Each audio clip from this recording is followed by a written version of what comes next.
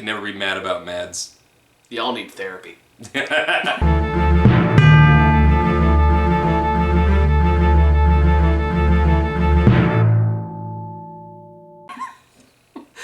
boy needs therapy. Man, alright. So this is a movie we watched a few days ago, and we just kind of sit with it for a bit. Yeah, I didn't want to, like, immediately sit down and talk about it. I wanted to give it time to gestate, because, like, there's something special about it. It's a very different kind of movie. It's one of those things where as you're watching it, you immediately realize that this is not your average movie. No. Well, first off, for folks that have no idea what the fuck this movie is. I went in blind. I just knew that it was Mads Mikkelsen and some kind of interesting foreign movie that was getting a lot of good reviews. So. Yeah, I think it's like a Danish movie. I want to say that had Mads Mikkelsen that got like some kind of promotion. I think I saw the trailer for an IGN, which is where it caught my attention.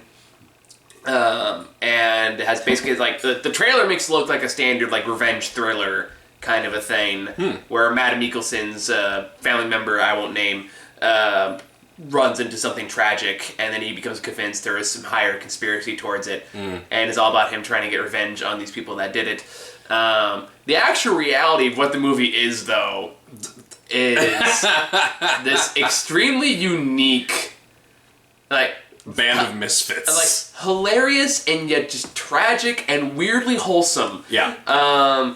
Viewpoint on basically trying to grasp with the randomness of reality. Well, you have these guys who are data scientists, and their whole vocation is to spot patterns and look up statistics. And when this dude who is on the train when this tragedy happens,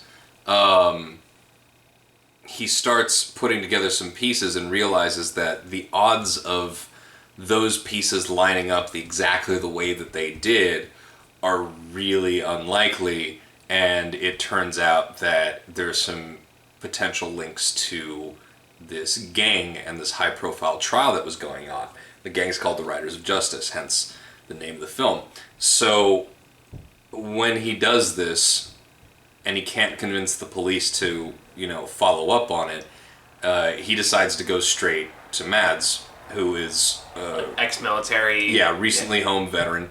Not exactly in touch with his emotions in a healthy way. No. And what ensues is just a fantastic sequence of him interacting with these characters, and these characters are simultaneously weirdly off-putting and lovable at the same time. They're clearly severely damaged people. Yeah, they're not okay. The only thing they have is each other, and they also kind of hate each other, but they also love each other. Yes, and they're both insufferable, but they're doing their best. Yeah, well, there's a third one too. I was loving all three of them.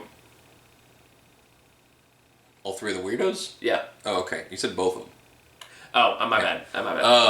But yeah, so yeah, each of them are very unique personality, and they each have their own traits that make them interesting or lovable. I think one of the three is just kind of just a general douchebag, but he has his own weird charm to him. Especially when he starts pretending to be someone that he's not, and really gets into this role. But and clearly we don't want to spoil anything, because just the discovery is... I think we'll definitely go with the spoilers eventually, but this is definitely a movie you should go in knowing as little as possible. Yeah, what this movie does is unique and special. The characters are lovable. The way the plot progresses is great. The plot reveals are great. The character moments are so good. The writing is so good. The humor. The humor is fantastic. The moments of humor are just fucking brilliant, and just I feel like this really does this definitely purports itself to be a revenge thriller, but the way it transcends the tropes of the genre and makes this unique kind of human story element to it. I don't know. I don't think it's a revenge thriller so much as it has... I think it has the framing of one. It has certain trappings of it, but I think that the whole... What you're talking about, it comes more from, marketing. That's true. I don't think it has anything to do with the filmmaker's initial intent. I can see that. I can also see them trying to make some kind of commentary on it as well. Sure. Yes. Like mostly because of the fact, like where I got that from personally is in terms of the action scenes when they actually do happen. This is giving with anyway, like you can pretty much tell from yeah, there are moments of action in there where it does come down. There are few and far between, but the ones that actually do happen, they're not glamorized. They're not portrayed as like, oh, this is so cool, or oh, he's so badass. They are brutal, they are fast, they are unforgiving, and it's meant to very clear. It's like, no, in reality, these would be horrifying. Yeah, these are bad experiences. And there's no like redeeming quality to this. This isn't cool. There's no glamour to it. There's no style. There's, at the very best, there's one bigger shootout that happens in a city street at one point. And that's the closest I could come to saying that there's like a badass moment.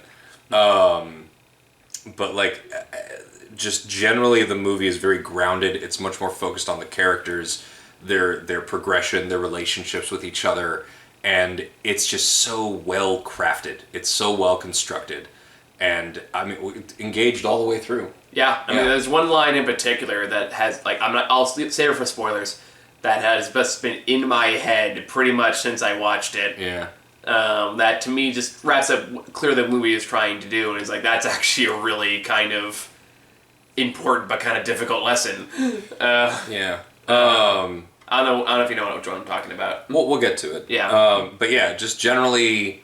I adored this movie. Yeah, like surprisingly good. There's a reason that I didn't feel like immediately starting to talk about it.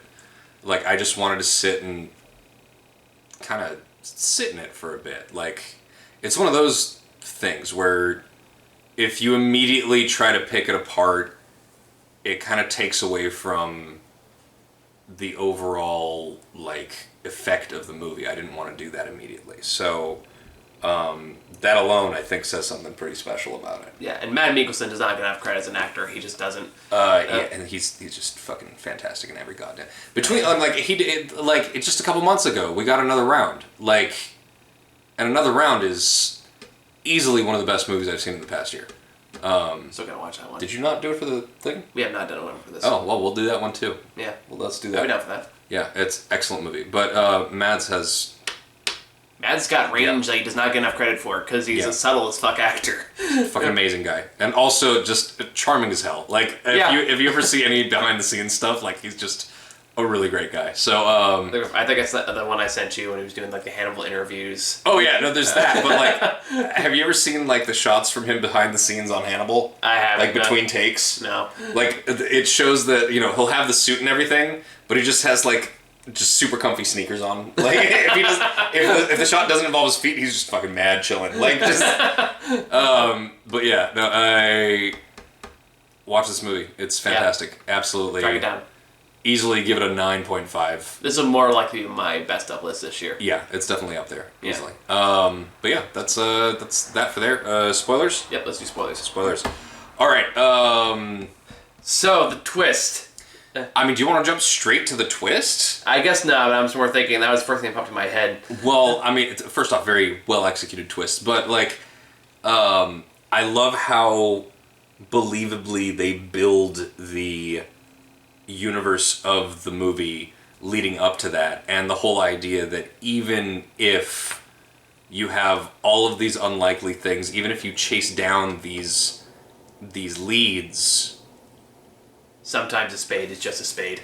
Yeah, like that was, and just God, like that hits hard.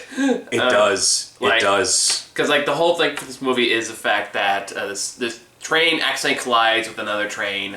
On one accidentally on one side, that happens to be where Mad's wife is sitting at the time because the data analysis swaps seats with her to let her sit down. Yeah, he's trying to be polite, and then seconds later she's just gone, killed in front of his eyes, and he's of course haunted by this because he goes to the same hospital with the daughter who witnessed the same thing, except it's her mom, and gets to see her just sitting in shock immediately afterwards, and he's just haunted by this. And he blamed himself for it. So then he starts kind of rationalizing the reason for it. He theorizes that because a rider of justice was on that train with his lawyer, and they were going to testify against the gang leaders, and at the same time, a person left the train shortly before it got off. So here's the thing. So he remembers seeing a couple things on the train before everything happened. He remembers seeing a dude who's going to be testifying in a high-profile case, and his lawyer sitting at a certain part of the train. And he sees another dude who has like a whole big Subway sandwich and a big juice, and each one's like €8 each. Like, these are expensive things. He just takes like a bite of the sandwich and then throws it in the trash, and he's like, "That's fucking suspicious. Those are not cheap sandwiches." And then he does some research and finds out that dude was OCD and sat on that part of the train every fucking day. Yeah. So like, very easy to potentially set that up as a hit. And then he has footage from the cameras where they see a dude doing maintenance or whatever, or like accessing the train yard the night before, who looks an awful lot like the dude who got off the train. And so pieces start coming together. The odds of that are astronomically low. And so when the police don't listen to him, he goes to Mads and starts to pursue this mission of justice. Yeah, and Mads kind of buys into it. He wants revenge. Yeah. He wants justification. He's also looking for a reason why this all happened. To be fair, the pieces that they put in front of you are very convincing. Very convincing. Yeah. Like, these are extremely low likelihood coincidences. No, but I'm agreeing with you. Like, yeah, I'm not saying like he forced this viewpoint on there. He was convinced. He accepted the evidence as is, and he accepted that truth. The problem is, like, from an internal standpoint, it was very clear that Mads was not coping with this well at all. No. And he was trying to find like some kind of justification for it. He was given one by these people. Well, and kind of a mission to pursue. If you think about it, they actually call this out really early in the movie with his daughter's boyfriend, right? He specifically brings up how people will occasionally respond to crises in a way that fits their vocation. Yeah. Which is, and of course... Him being a military man. Yeah, him being a soldier, like, his mind goes to violence and execution. And this is called out early on, and he's told maybe you should get some help instead. And he's like, I'm not ready for that. Like, I'm not going to do that. And of course, he goes out on this mission of violence. And as things progress, they find the dude that they think it was, and it looks a lot like what this guy remembers. And they go to his house, and he threatens them with a gun, and Mads, just in a fit of rage, goes back and just fucking murders this guy. Yep. Which sets off another chain of events where they essentially start a war with this fucking biker gang that is armed to the teeth, and they get into some seriously life-threatening situations. And like, the way that these weird, nerdy, social misfit, definitely neurodivergent dudes are caught up in these moments, and having them there to react to these moments of violence. Like, the looks of horror on their faces as they're seeing this stuff happen, knowing that it has to happen because their lives are at stake, but still just... There's one moment in particular, like the facial recognition guy, I forget his name, who is like, up to that point, everyone's like, yeah, teach us how to use a gun. I want to know how to use a gun so I can help you kill these people. No, he's insisting on fucking military training and shit and weapons training so they can fucking fight. And he's going for like this alpha male thing until the moment actually comes when he actually is holding a gun to a person and he can't do it. And then in the car later, he just breaks down into tears. I mean, he's already in that moment starting to break. Yeah, but he fully breaks down, and just, again, that reality. Emmentaler. And just get, like, wow, again... look at this dude. That's a good headshot. It's actually a good-looking dude. Yeah. Like, they make him look aggressively weird in the movie, so, like... And it's just, again, seeing that kind of breakdown, that goes, again, back to, like, revenge thriller fantasy versus what it would actually be like. Holy shit. Damn. Frosted tips, bold choice. No, that's just the light. No, he's a much more bold-looking person than they imply in the movie. Anyway, go on. And again, just goes down to that, just the actual reality of revenge and seeking this out isn't like a Liam Neeson movie. It's traumatic, no matter what side of it you're on. even if you don't even do anything in the moment. Just being asked to is enough to just be just this kind of hard experience. And then that's kind of when the illusion starts to shatter in terms of what they're doing and why. And then you get to the twist towards the end, where it turns out, no, it was all just a massive fucking coincidence. And the guy that he saw get off the train was just some other random guy. And again, they called this out early in the movie, because when he's first running the initial, Ermenthaler is running the facial recognition progress. It matches like some guy like in the Middle East, I think it was, and they thought like I didn't even think about that. yeah, and they like there's no way it can be him. It has to be somebody else. So instead of 99% actually go with 95, and that's when they find the Rider of Justice guy. But it turns out it was the first guy. He was just on a business trip. Yep. And the reason he threw the sandwich and the juice away is because it was the most disgusting thing he's ever tasted. Yeah, he just like he was like the bread was fucking dry and crumbly, and the fucking drink tasted like shit, and like I had the worst fucking dining experience there. I'm so glad to be back home and eating good food, and like it just has a quick scene of him going back to his family and like talking to them for a minute, but like, oh man, just that reveal, it is simultaneously hilarious and fucking horrifying. Oh yeah, because implications like, wait, so we just went to war with these people for nothing. Yeah. And that is definitely hit home in the scene that I was talking about earlier, which is this whole time again, everyone's trying to find a reason to like believe this wasn't just a coincidence. There was some kind of meaning or purpose behind it.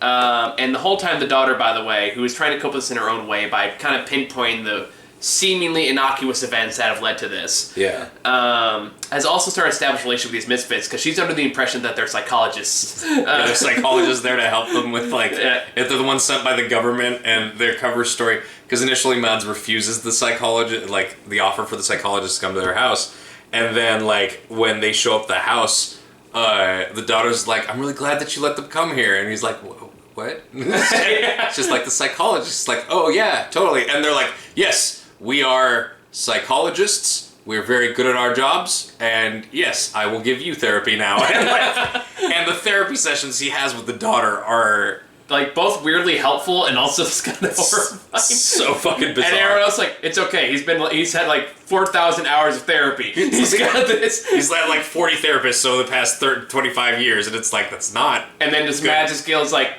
has the therapy helped? Like, how has that worked out for you? Like, but anyway, it's all great. kind of culminates with the professor who's like one has this theory that nothing is a coincidence. Everything has a reason for it, and he walks into the daughter's room, and they've established a pretty good relationship up to that point. Yeah. And he sees the wall filled with all these coincidences and all these innocuous events, and eventually he kind of comes to the conclusion and is like, so she eventually says something to the extent of that my mother died for no reason, and then he goes, no, that's not true. There is like centrillions of reasons, but none of them help.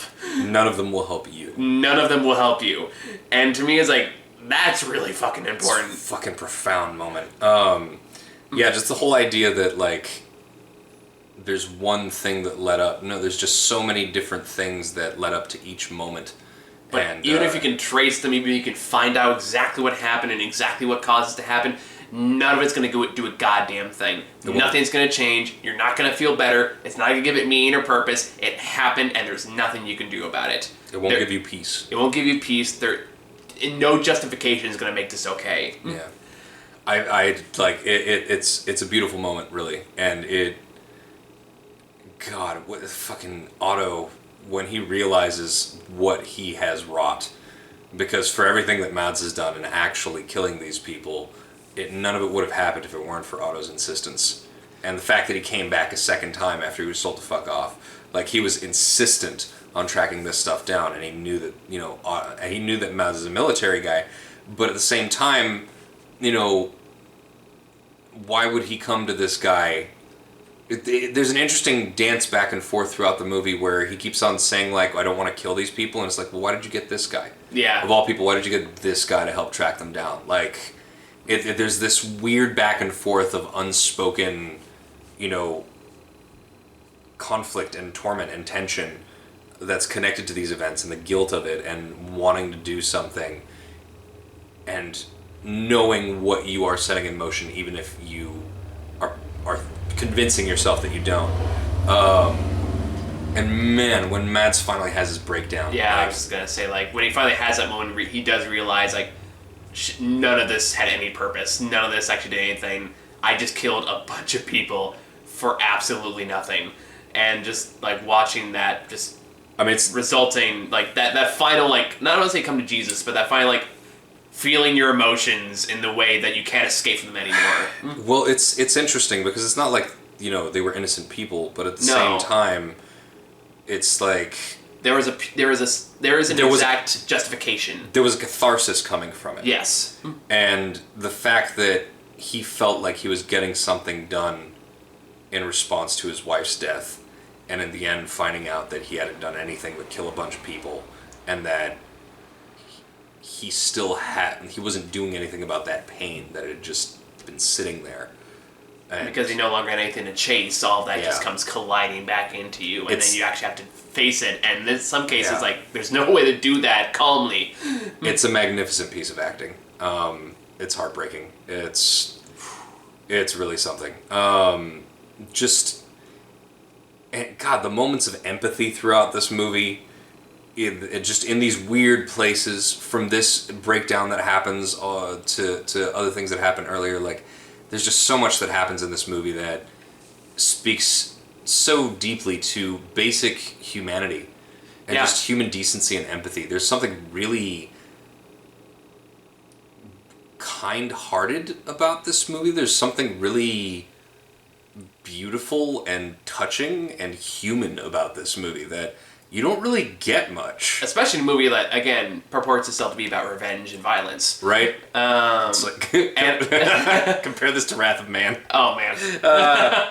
Oh, man. I think it's a good point, too, and I think that because at the end of the day, these are about just damaged people who all understand the extent that brings out in people. And they're all understanding and supportive of their journey to go through it. Yeah. In their own kind of fucked up ways. Yeah. Even if they're not aware that's what they're doing. Yeah. Which in some cases. The only one I feel like is actively aware of it is probably Otto. More than the other people. Yeah. But he has his own motivations for pursuing this the way that he does. True, but he's also like the one who's going to help Ermenthal work through his horn-blowing scene. Well, it's also Ermenthal's breakdowns in general through the movie, because Ermenthal clearly has some kind of neurodivergence going on, and Otto knows how to deal with him. Otto knows how to calm him down when he's having a tough time. He knows what to say to him in those moments, and it's really kind of sweet to see someone valuing a person who clearly is not used to dealing with other people, who clearly has difficulty communicating with people, who is going to have those moments where he comes in and just gets really angry about something that's trivial and be passive aggressive about it, or just outright aggressive and just yell and swear at points, but still to see him as a valuable friend and a valuable human being and someone who's worth caring for and being kind to and helping and being a friend with and spending time with. Like, there's just something really beautiful about that. There's just something to this movie. It's super wholesome in a weird way. Especially, we forgot to mention this character who also deserves a highlight, which is the sex slave. The sex slave. Oh God. Which is when they kill the first dude they think is the one who set up the train crash. They kill him, and then they realize there's just a sex slave who is leaned over a couch, literally tied up with a ball gag, a tray with tea on his back, And then eventually they rescue him from the riders, pretty much by accident, because one of the guys who saw him in there kind of vouches for him, and then they takes him under his wing, and it turns out he's just this really wholesome dude. Yeah, he's super sweet. Just super sweet. They to keep him at the house. As a story for the dog, they're like, oh, he's just gonna help out and clean and stuff. Yeah, and, he's like a living maid kind of, and then I was like, oh, okay. And I remember that one moment where he interacts with the daughter, and it is a moment that could have been so creepy, so overstepping of boundaries, where he just walks up to her and is like, here, have my necklace, and then comments on how nice her skirt and how nice her outfit is, and then looks at her and tells her how beautiful she is, and just says some really nice things to her. She's just met this guy. She has no idea who he is. He's in close proximity with her in her house. But there is no vibe to it that could even be remotely considered uncomfortable or threatening. Yeah. It's really weird. Like, it's not that something like that is inappropriate. Clearly it's an inappropriate moment, and he's just not really aware of boundaries, but the way that he goes about it is so undeniably wholesome and unimposing that you can't really be mad at him for it, because it's really just a sweet sentiment and it's harmless. Like, yeah. It's a weird moment. You have to see it to understand what I'm saying, because I was really confused watching it. I'm like, this should not feel as nice as it does. And there are a lot of movies that try to make it feel nice, but they don't. It's like just still creepy and stuff. Yeah. But this wasn't. Yeah. It's weird. You know what it is? I think the main reason why this movie works as a whole, and I think it's why you and I both got the best thing we did of it, is because at the end of the day, it is a movie that, through its dark trappings and its almost horrifying set pieces, it is a sincere, emotional movie that understands that pain needs to be felt. Mm-hmm. And it does not shy away from expressing that in every way it means. Mm-hmm. Especially people who've been through some horrendous trauma. Yeah. And because it carries that through line to its natural conclusion, and it doesn't cheapen out. I was really worried they're going to kill off Matt Mikkelsen at the end, because I felt like that would have been such a robbery. Yeah. They don't do that. Instead, they put him in a Christmas sweater, which I thought was adorable. Yeah, seeing especially this version of Mads in an ugly Christmas sweater after all of the murder that he committed, it's a bit of fun. It's pretty fun. And it shows like that by bonding through, working through that pain, you establish the kind of connection that can be akin to family and genuine humanity, and that makes this movie work on the level that it does. Yeah. No, this movie's fucking great. Yeah. You gotta see it. Like, Go watch it. I mean, granted, I hope you've watched it before you got to this part of the video. But yeah, definitely. but it's God, it's so uniquely good. Yeah. It's one of those that I have to put on my like hidden gems list, which just. People are going to forget about this quickly, especially because it's a foreign movie, especially because right now it's just getting some buzz just within like underground circles and stuff. Like, it's not getting a huge amount of publicity, but it's still just really fucking good. You gotta watch it. It's a must watch. It's a must see. Yeah, it's a must see. You gotta show it to people. Like, don't let this film just like slide away into the Netflix pile. Like, yeah, I think it's probably the movie that's hit me the strongest, probably since The Father. So yeah, granted in very different ways, of course. But just in that same way, like this is one I'd spent on my mind since we watched it quite a bit. Yeah, it's good stuff. So, all right, that's about it. Yeah, I think all so. right. So yeah. Stay Riders tuned Justice. for fucking great. Stay tuned for Peter Rabbit 2 next week. Jesus Christ. Well, we're gonna watch Fast 5 now. Yeah. Bye.